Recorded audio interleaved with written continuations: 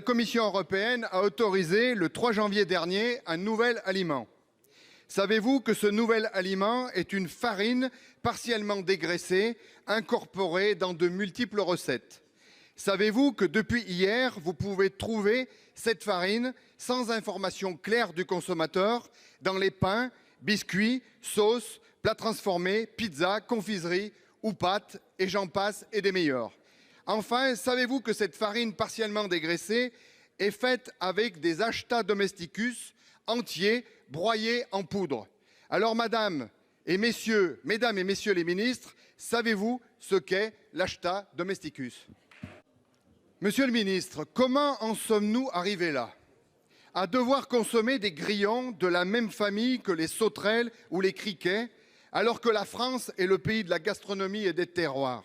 Comment pouvez-vous laisser faire cela, alors que vous n'avez de cesse de nous parler d'une alimentation saine et durable, d'agroécologie et de circuits courts?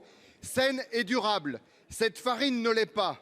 Même la Commission ne garantit pas l'absence de problèmes sanitaires, contrairement à ce que vous venez de dire. Où est l'agroécologie avec l'élevage hors sol de millions de grillons dans des bâtiments industriels? Et que dire des circuits courts alors que cette poudre de grillons est importée du Vietnam?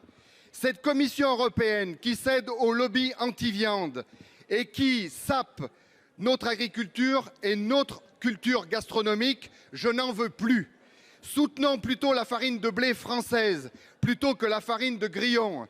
Soutenons le sucre français plutôt que les insectes d'Asie.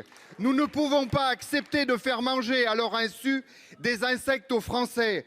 Ceux qui souhaitent manger des grillons, monsieur le ministre, je les invite à venir les manger directement dans mes prés. Ils seront nature, entiers, non broyés et non transformés. Et pour tous les autres, je leur conseille de continuer à manger une bonne côte de bœuf.